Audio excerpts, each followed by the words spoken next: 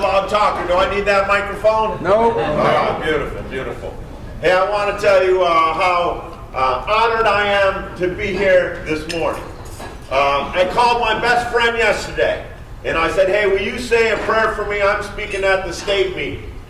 And my best friend said, yeah, but I want you to remind everyone where you're from.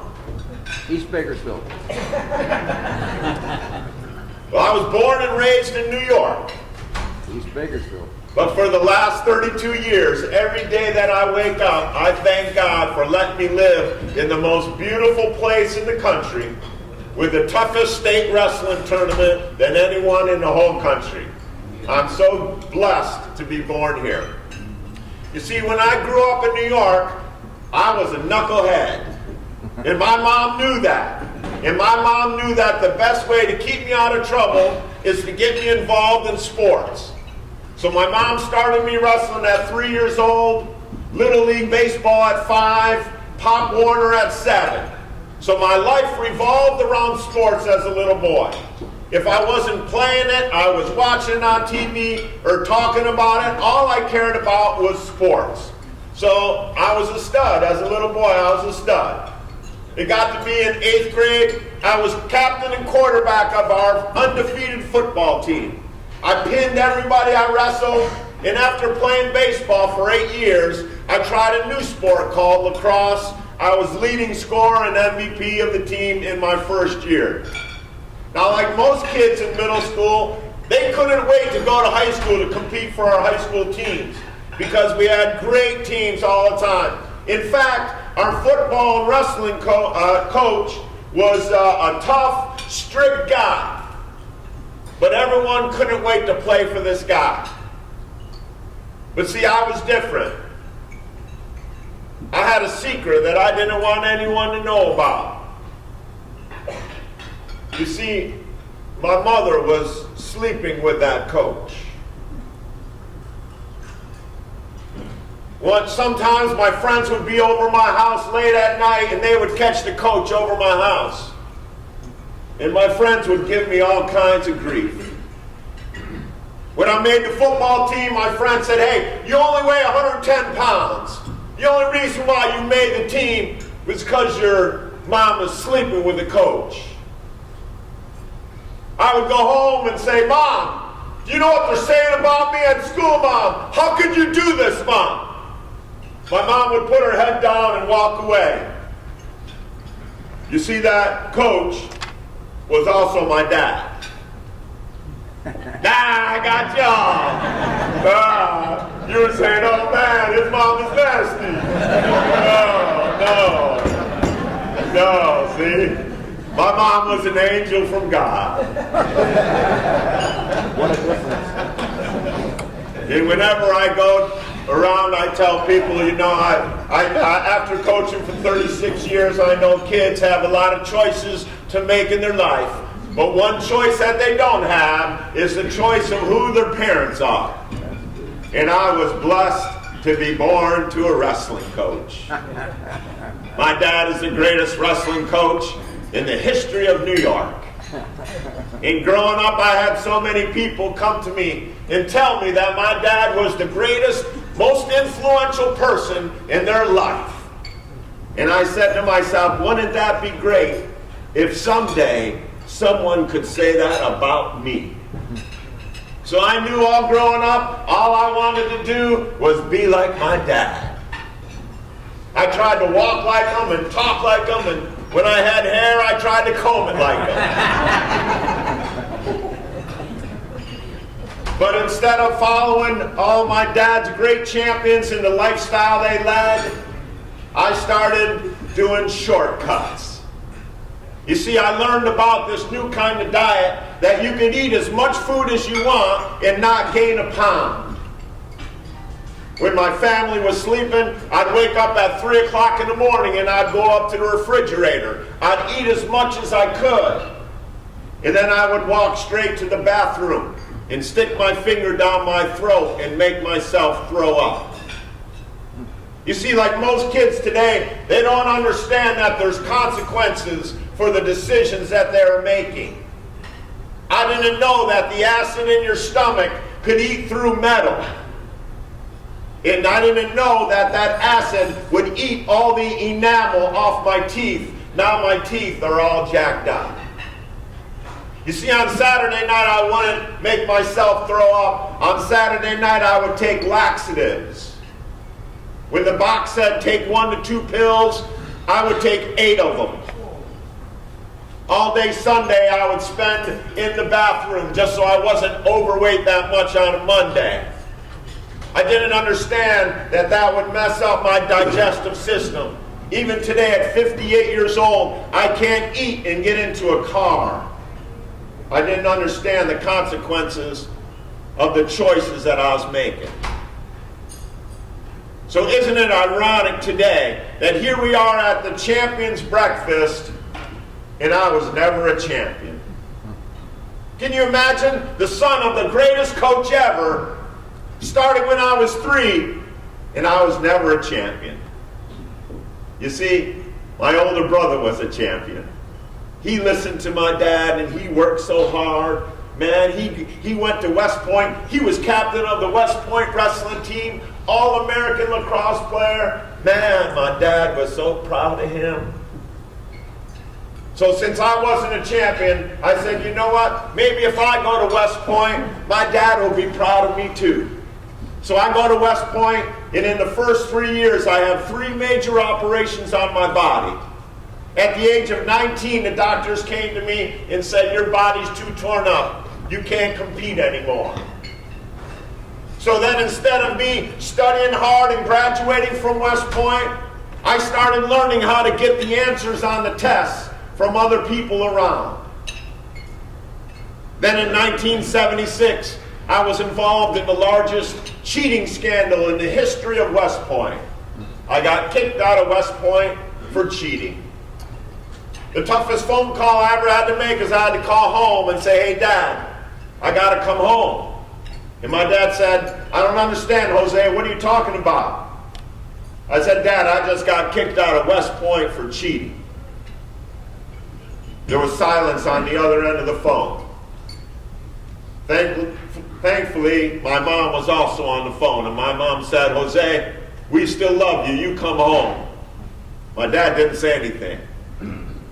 So with no courage at all, instead of going home, I ran. I ran as far away as I could. I ran all the way to California, where no one knew me or no one knew of the bad things that I was doing. I was living in the worst part of the city that you can imagine. I didn't have a job. I didn't have a car. Man, I couldn't even get a girlfriend. And then God sent one of my dad's greatest wrestlers, a guy named Bobby Antonacci, out to get me. Bobby was a 2-time New York State champ, 2-time All-American at Iowa State, and Bobby was the first Christian that I'd ever met. Bobby came and found me and he said, you know, Jose, I know your dad back in New York has not forgiven you, but you have a Father up in heaven that is not mad at you, and he's forgiven you and he wants to change your life. I said, Bobby, you know what? I'm tired of living the way I am. I'm ready to change. So in 1985, I made Jesus Christ the head coach of my life, and then all these miracles started happening. I got a car. 30 years old, I got my first car. I tell everyone I got a Mercedes, but really I got a Toyota Tercel, the cheapest car Toyota made. I would jump in that Toyota and I'd drive around San Diego looking for a high school that needed a wrestling coach. I did something I never did before. I turned on a Christian radio station and I turned on Focus on the Family. And it told me that not only God is going to use my story to help other people.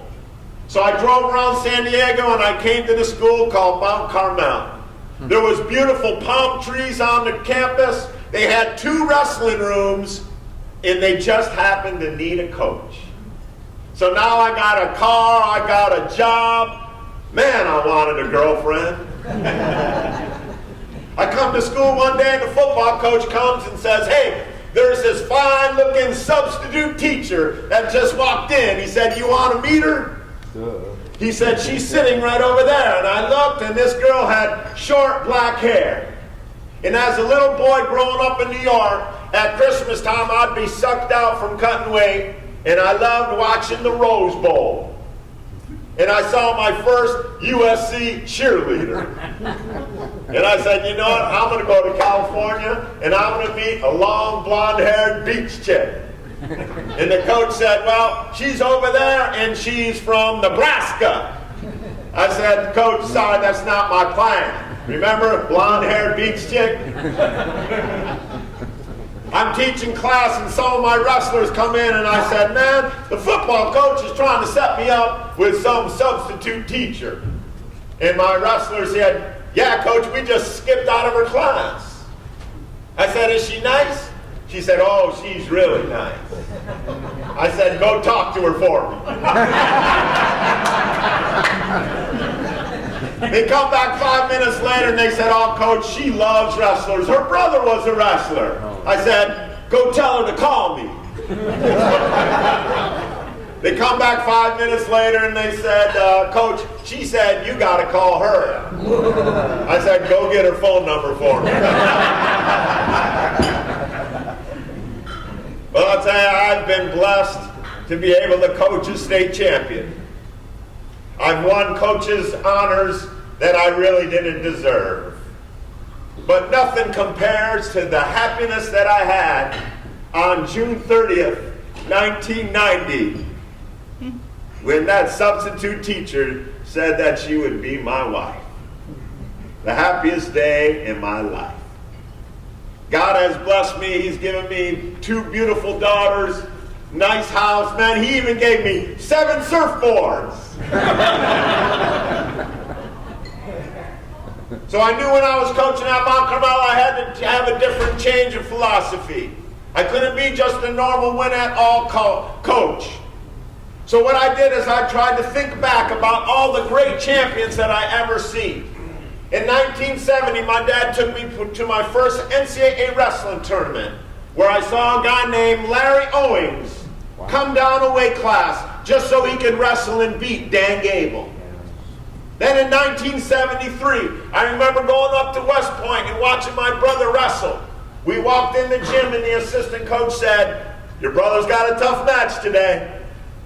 That day, the great Cal Poly team came to West Point, and a guy named Larry Morgan showed my brother the love of Christ, and he tore my brother up. He used my brother as a takedown dummy, and man. I remember 1980 seeing the greatest lightweight college wrestlers ever from Cal State Bakersfield, Joe Gonzalez and a guy named John Azevedo. I have never seen anything like those 2 guys before. So I said, hey, I got to come up with a philosophy. I got to change. What was different about all those guys? Well, they all had a quiet confidence in themselves. They weren't cocky. They knew they were going to win. Just like when Darryl walked out on the mat as a sophomore, and that other guy showed his fingers like this, and Darryl was like this. Yeah, I got that. I'll never forget that time. Never forget that. So what they had a belief in themselves. They had, in one word, they had what's called faith. So that's what I was going to build my coaching around. I'm at a public school. We put faith on all of our shorts. And see, we treat faith differently. See, the F in faith stands for family. Our country was built on the family unit. Wrestling is such a close-knit family. Instead of having a wrestling team, I try to have a wrestling family. I try to treat the kids like they're my sons. Not only caring about them for 4 years, but build a lifelong relationship with them. Wait till you see what the family of wrestling does when they think they're going to take wrestling out of the Olympics. All of a sudden, Iran, Russia, the wrestling family is going to get together and they're going to change it, and wrestling's going to be back in the Olympics. Mark my word. The A in faith stands for appreciate. Too many times we complain about what we don't have instead of thanking God for what we do have.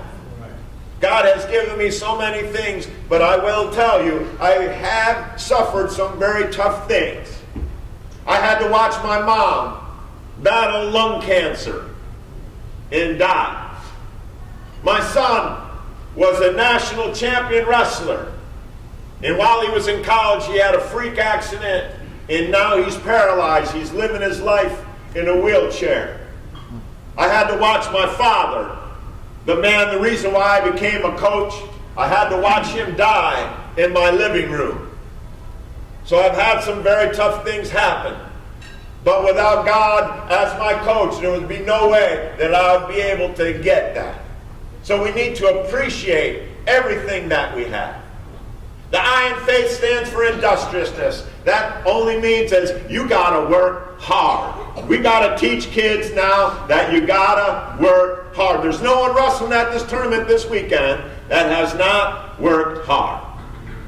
The T in faith stands for two things. It stands for, number one, being truthful with yourself. You see, I was great at fooling people. But when you're all by yourself laying down at night, you can't fool yourself, you can't fool God. The other thing it stands for is to be a trusting friend. Our country does not have enough people that you can call your trusting friend. Yeah, they can be your friend when everything is going good, but when adversity hits, that's when you find out who your trusting friend is. And then H stands for hope. You have to have hope.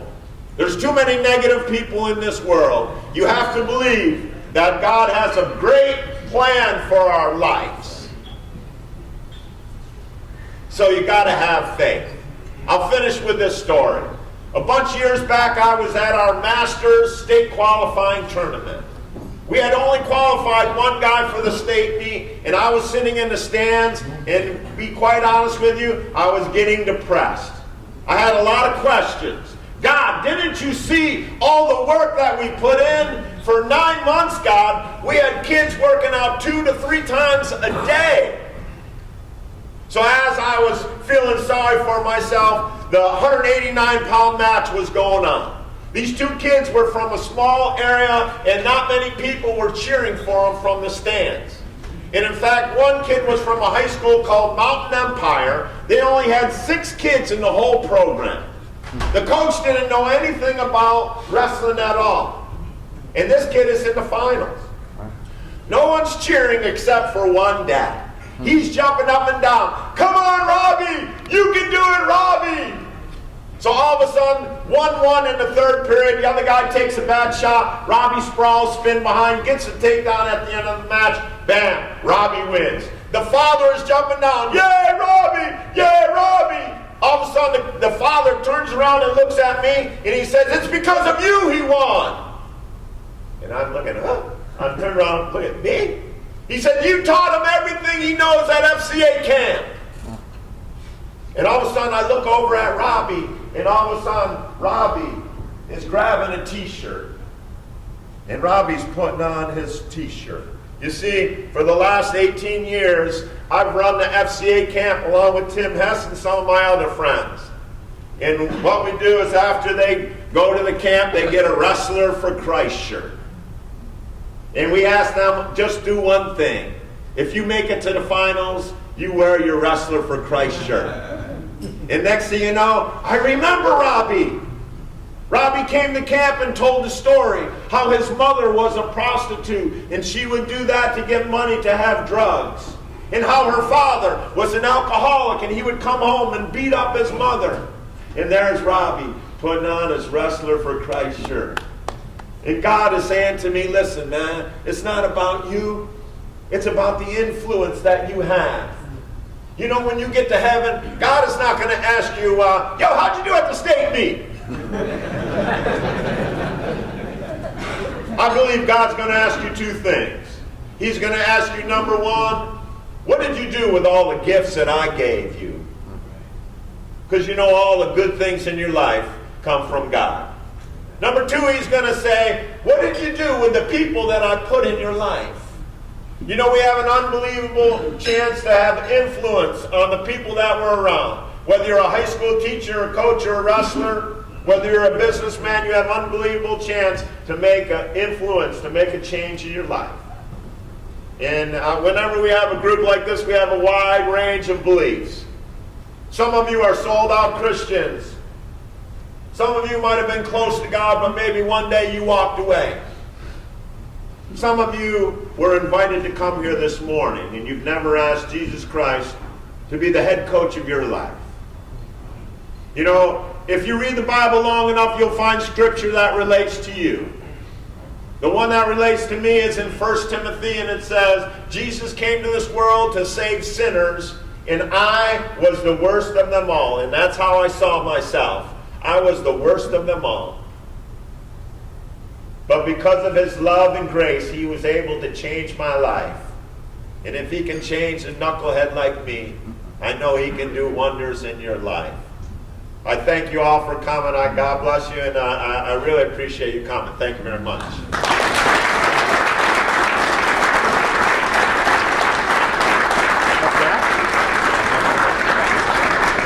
Okay, everybody look at me real quick before you leave. Everybody look at me. Okay, a couple things. On your table, I brought you a couple things. On your table, I brought some faith stickers. Okay, I want you to take them home, and I want you to put it on the mirror in your bathroom. And I want you to think about what we talked about. The F in faith stands for family. A, you need to appreciate every day you wake up, appreciate everything that God gives you. I stands for industriousness. T stands for being truthful with yourself and be a trusting friend.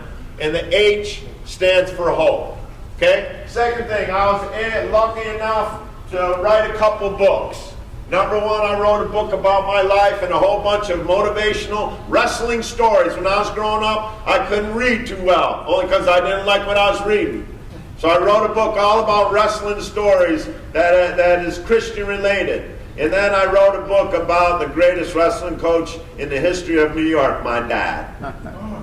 Tate Publishing, that is paying for this breakfast, has given us all these books for free. I'm here to try to raise money for Carl and FCA Wrestling. So none of this money goes to us, it all goes to FCA Wrestling. So we have them over here, they're $10, or if you don't have $10, if you just want to take one to give to someone or make a donation, we would love to do that. Okay? God bless you. Thank you very much.